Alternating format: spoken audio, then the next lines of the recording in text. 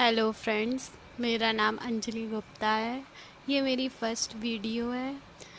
इसे आप आगे देखने के लिए लाइक एंड सब्सक्राइब करें, जिससे कि आपको और भी वीडियोस ऐसी मिलती रहेंगी। आप मुझे बताएंगे इसमें क्या आपको दिक्कत है, क्या कमी है, जिससे कि मैं आगे आपके क्वेश्चंस का रिप्लाई कर सकूं। आज मैं आपको बायोलॉजी में एनसीईआरटी का फर्स्ट चैप्टर पढ़ाऊंगी, जिसका नाम है सेल। सेल, जिसे हिंदी में कोशिका भी कहते हैं, और इसका बायोलॉजिकल नेम होता है साइटो, CYTO, साइटो।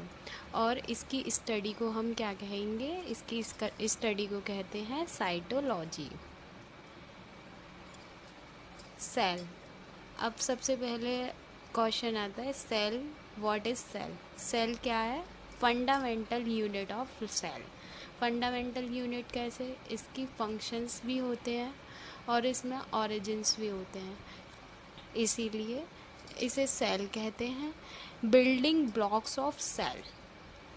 इसमें अगर आप ये वाली लाइन भी और ये दोनों ही इसकी प्रॉपर लाइंस हैं सेल की। सेल को एक लाइन में आप डिफाइन कर सकते हैं, fundamental unit of cell, then building blocks of cell. Building blocks कैसे हुए? जैसे आप एक बिल्डिंग बनती है तो जब वो उसमें ब्लॉक बने हुए होते हैं, तभी वो पूरे ब्लॉक बनने के बाद ही वो एक बिल्डिंग कहलाती है। तो इसीलिए ऐसे ही हमारी जो बॉडी होती है, उसमें सबसे पहली सबसे छोटी यूनिट होती है बॉडी की सेल। सेल से बनते हैं टिश्यू, टिश्यू से ऑर्गन बनते हैं, ऑर्गन के बाद ऑर्गन सिस्टम बनते हैं, और ऑर्गन सिस्टम के बाद ऑर्गेनिज्म, मतलब एक बॉडी पूरी रेडी होती है। तो इसीलिए बिल्डिंग ब्लॉक्स ऑफ सेल कहा गया है सेल को। ठीक है, अब उसके बाद आते हैं, सेल की खोज किसने करी? डिस्कवर्ड सबसे पहले किया था रॉबर्ट हुक ने। रॉबर्ट हुक, जिन्होंने 1665 में लिविंग सेल का नॉन लिविंग सेल, जो रॉबर्ट हुक हैं, उन्होंने 1665 में नॉन लिविंग का, ये गलत हो गया है, ऐसे कर सकते हैं हम इसे, नॉन लिविंग सेल की खोज करी थी, मतलब डिस्कवर किया 1665 में रॉबर्ट हुक ने।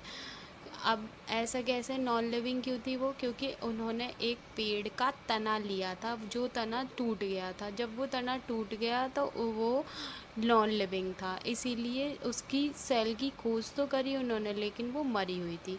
उसके बाद सेकंड नंबर पे आए, ये 9th क्लास है, आप इसको ऐसे याद कर सकते हैं जैसे 1674, मतलब 9 साल बाद 9 प्लस कर देंगे आप 65 में, तो 74 हो जाएगा।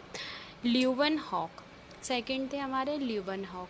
फर्स्ट हुक जो हुक है हमारे, जैसे आप कुछ चीज़ कुरेदते हैं, किसी चीज़ को निकालते हैं, तो उसके लिए हुक की ज़रूरत पड़ती है। तो फर्स्ट स्टार्टिंग की सेल की डिस्कवर करी हुक ने, ऐसे आप जनरली याद कर सकते हैं। और फिर उसके बाद है ल्यूवन हॉक जो है वो 9 साल बाद 1674 में उन्होंने लिविंग सेल की खोज करी थी। किसकी करी थी? लिविंग सेल की खोज। देन आते हैं रॉबर्ट ब्राउन ने न्यूक्लियस की खोज करी थी 1831 में। ये सिर्फ बस डिस्कवर्ड के बारे में चल रहा है, इस वजह से आपको ये बता दिया है कि न्यूक्लियस, नहीं तो न्यूक्लियस का पूरा वर्क आ गया है। ओके, फिर उसके बाद आते हैं श्लाइडन एंड श्वान ने सेल थ्योरी दी थी। सेल थ्योरी में क्या दिया था वो सब आपको बाद में बताएंगे। फिर उसके बाद है परकिंजे जो है, उन्होंने प्रोटोप्लाज्म की खोज करी थी परकिंजे ने। ये लिविंग पार्ट ऑफ द, मतलब सेल का जो लिविंग पार्ट होता है ना, उसे प्रोटोप्लाज्म कहते हैं। अब उसके बाद आती है आपकी सेल थ्योरी। ठीक है, सेल थ्योरी में सबसे पहले आते हैं श्लाइडन ने क्या कहा था? जितनी भी लिविंग ऑर्गेनिज्म हैं वो सेल से बनते हैं। जितने भी ऑल, मतलब पूरी हमारी बॉडी में जितने भी ऑल लिविंग ऑर्गेनिज्म हैं वो सब सेल से बनते हैं। सेकंड पे आए श्वान, उन्होंने कहा कि जो सारे लिविंग ऑर्गेनिज्म हैं सारे लिविंग ऑर्गेनिज्म सेल हैं वो एक या एक से ज़्यादा सेल से मिलकर बनते हैं। ठीक है, उनकी भी बात सही थी।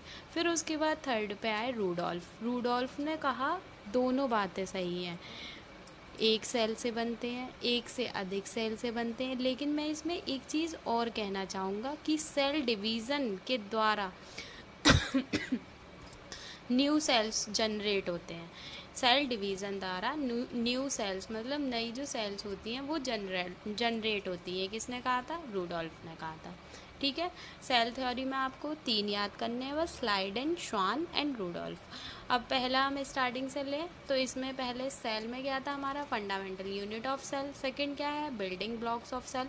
फिर उसके बाद आते हैं डिस्कवर। डिस्कवर में आपको क्या करना है? बस हुक जो सबसे फर्स्ट थे उन्होंने नॉन लिविंग सेल की खोज करी 1665 में। देन आए ल्यूवेनहॉक, उन्होंने 1674 में करी लिविंग सेल की खोज, जो 9 साल बाद करी थी, जैसे आपकी 9th क्लास चल रही है। फिर उसके बाद आए रॉबर्ट ब्राउन, उन्होंने न्यूक्लियस की खोज करी 1831 में।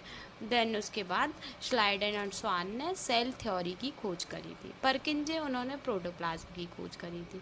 सेल थ्योरी उसमें जो ऑल लिविंग ऑर्गेनिज्म है एक सेल से बनते हैं, श्लाइडेन ने कहा। श्वान ने कहा एक और एक से अधिक सेल से बनते हैं।